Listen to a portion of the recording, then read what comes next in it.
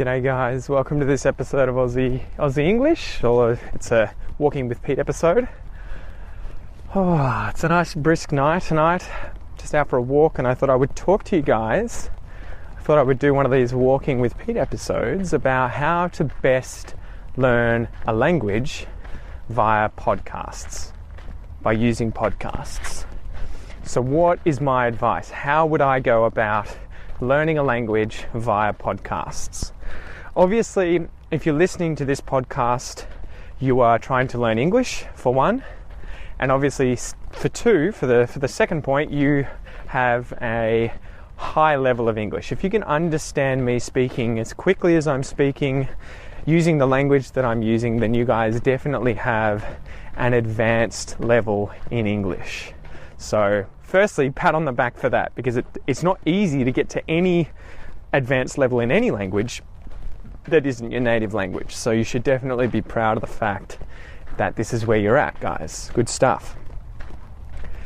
But the basic point I want to make, the basic thing that I want to talk about is podcasts. What would I do with regards to learning a language if I was obviously at the upper intermediate, at the advanced level in a language? So first and foremost, obviously, I want to find a podcast that I enjoy listening to. So if you guys don't enjoy listening to Aussie English, I don't know what you're doing here. You guys should definitely go and find a podcast that resonates with you, that you find riveting, that you find interesting, that you find fun to listen to, and continue to use that resource. So that's the first thing. Try and find a podcast that you enjoy. It's not hard work. It's something that you can do effortlessly, that you enjoy doing. That's the first step. And I'm sure you guys have probably experienced this in other areas in your own languages and in your own life, where if you try and force yourself to read a book that you don't like, to watch a TV show you don't like, to watch a movie you don't like, aside from the fact that it's hard work, you don't absorb anywhere near as much from that thing than if you were to be watching a TV show or a movie or reading a book that you do enjoy. So it's kind of a cumulative effect. It's almost like in both directions too, both positive and negative. The more you enjoy something, the more of it you can consume, and thus the more you're going to advance. So especially in terms of language learning, especially in terms of picking a podcast, if you enjoy the podcast and it's not hard work, you'll obviously listen to more, and you'll obviously be taking a note, you'll be focused in, you'll be concentrating, you'll be a lot more attentive to what I'm saying in the podcast or to what anyone's saying in any other podcast. So that's the first one. Be interested in the resources that you're using. So find a resource that you enjoy, that is easy work, because then going through it and utilizing it, consuming it, using it, is going to be effortless. You'll just keep doing it day in, day out, and you'll keep building, you'll keep gaining your knowledge, you'll keep improving a lot faster than if you were using something that was really difficult, that was hard work, that you didn't enjoy. So that's number one. Point number one, find something you enjoy. Point number two, match that thing to your level. This is one that is kind of difficult to do at times, and it takes a bit of practice to get used to it and a bit of use. You've got to go out there and try these things, use these things, and work out what your level is. It's not always intuitive when you first start. You don't necessarily know where you stand, and sometimes we're not the best judges of our expertise, at least, or our advancement in these sorts of areas. So point number two is trying to find something at your level. And in fact, beyond that, you should be trying to find something above your level, but not so far away from your level that it's too difficult. So the thing shouldn't be too easy, and it shouldn't be moderately easy. So imagine you could find a resource that was at your exact level in English. You want something that is ahead of you, but ahead of you enough that it's going to keep you moving forward. So I guess a good analogy for this is the the donkey or the mule with the carrot in front of the donkey's head, right? You probably know that analogy where in order to get the cart to move forward, the farmer or the man who's on the cart with the donkey in front of him pulling the cart, he has a carrot on a stick, suspended from a stick on a string. This carrot's sitting there like a fishing rod with a hook. Instead of a hook, it's got a carrot. And so he uses that to put it in front of the donkey to get the donkey to move forward. So if it goes too far in front of the donkey's going to say, well, screw this. That's too hard. I'm not going to bother with that. It's way too far out of my reach.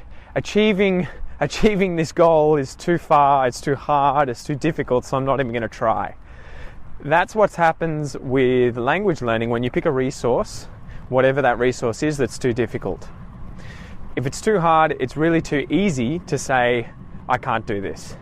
And also it's obviously going to chip away at your motivation. If it's a lot more difficult than the level that you're at, so it's not paired well with where you are at, whether or not you know it, it's going to affect your motivation, I'd imagine.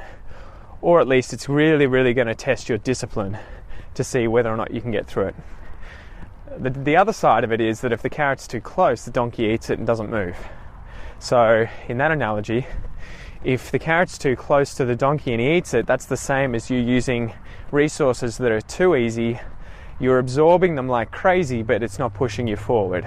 You're not advancing as a result of absorbing those resources, of using those resources. So this would be like me trying to advance my English by watching Play School, which is a TV show for children here in Australia, where they'll do 1 and 2 is 3 and 3 and 4 is 7. They'll have those sorts of things on TV. My English language is probably not going to take leaps and bounds. It's not going to move forward. I'm not going to advance quickly if the resource that I'm trying to use in order to achieve that is really not accurately set. So it's sitting way too far below, it's too easy, or it's way too far above, it's too hard. So point number 2 is find something that is at the right difficulty level. And this difficulty level pretty much goes for anything that you're trying to improve in life, needs to be ahead of you. It should be hard, but it shouldn't be too hard that you want to give up. So that's point number 2. Point number 3 with regards to language learning and podcasts is getting access to transcripts. Now, why is this important? It's one thing to listen to a podcast and understand what's going on. And I think even for native speakers who are listening to a podcast, we're not absorbing all the words all the time. So we actually still miss quite a bit of what's said. So I think this is even more the case if English isn't your first language, it's your second language. You're going to miss a lot of the nuances, a lot of the smaller words, as well as some of the bigger words that you don't know if you don't have access to a transcript. So a transcript is the written out words as what is said. So it's literally the words on a page of what's been said. The podcast, the resource has been transcribed, and so you've written down the words that are being said. And this, it's so important to have access to a transcript. And this is part of the reason in Aussie English that with all of the podcast episodes, I always try and make sure that there is a free transcript, even if you're not a member, because I still know how important it is and how much I still want you guys to have access to that resource. Some of them I obviously don't, the longer ones that are over an hour long, because it's just a lot of work. But for these sorts of ones, there's always a transcript. Transcripts are really good because they're filters. You can't hide from what you don't know, from what you don't understand if you're reading through a transcript. It's so much more apparent if you have the words in front of you when you're listening to the podcast. as to which words you would have otherwise missed. So the really small words that might get absorbed or disappear in contractions that you won't necessarily misunderstand what's being said, but you didn't gain 100% understanding of what was going on grammatically or at the level of the language, and then therefore be able to go away and implement it when you speak and when you write. And when you listen, to other people who end up making the same kinds of, sentences. So it's really important to be able to see those words and be able to have two things going on at the same time, listening and reading. And then also, obviously, it's really good because of all the words that you're not going to understand, of all the words that you are going to find or hear for the very first time.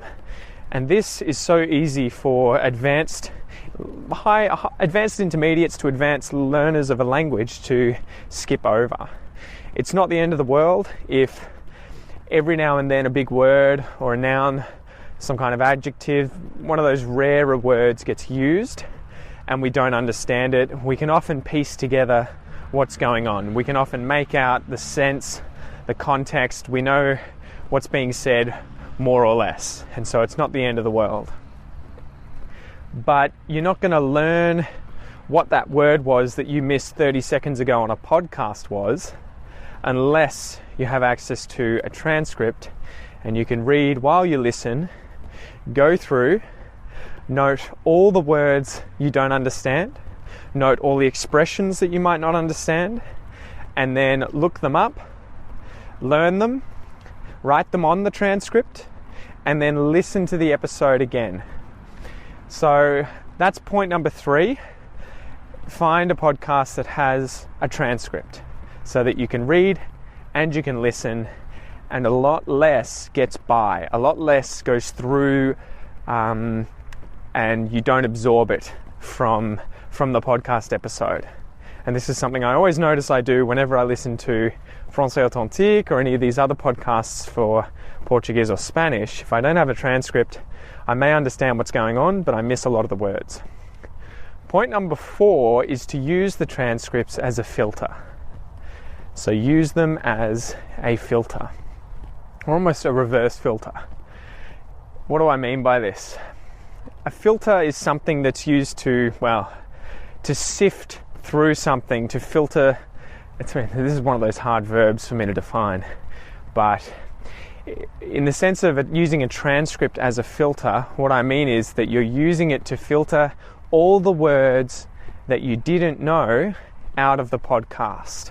So you're using the transcript to find those words, to take note of those words, to look those words up, find out what they mean, write them then on the transcript, and then listen, repeat that podcast multiple times now that you have looked up all of that vocab and understand that vocab, until you can hear all of those words now and understand what they are when you listen.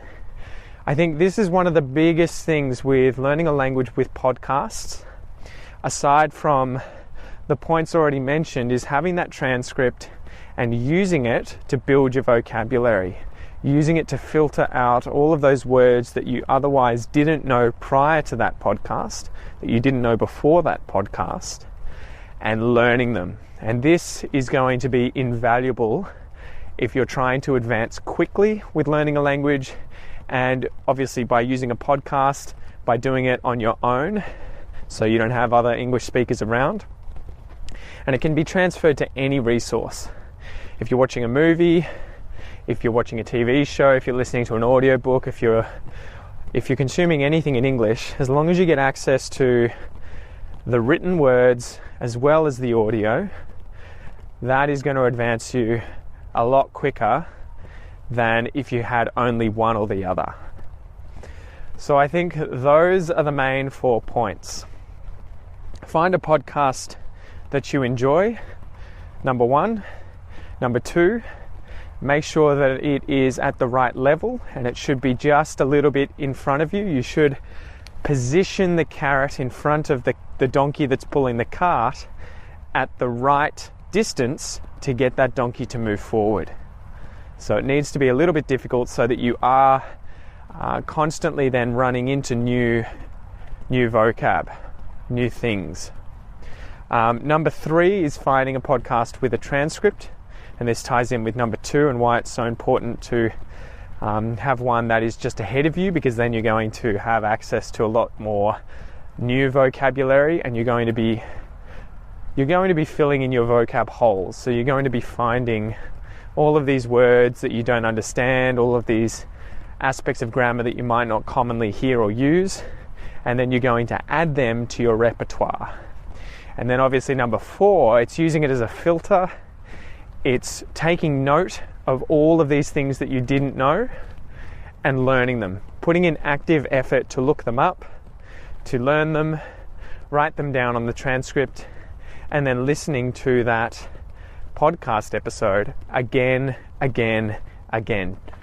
Once you'll find too, you're going to find that once you've looked these words up and once you know what they mean, your memory is going to be triggered really easily and really quickly when you hear them in that podcast episode. So you don't need to necessarily learn them by heart, but just having looked them up once or twice and reading over the transcript a few times with the episode playing at the same time, and then after that only listening to the episode, you're going to notice you'll remember this vocab and it's going to stick with you. It's going to stay with you and you're going to advance incredibly quickly. So those are the 4 points that I think you should take note of when picking a podcast. Make sure that it's interesting, it's just ahead of your level, there's a transcript, and you use that transcript to find your holes in vocabulary, to find the things you don't already know, and then to learn them. So I hope that helps, guys. I hope you enjoy this episode.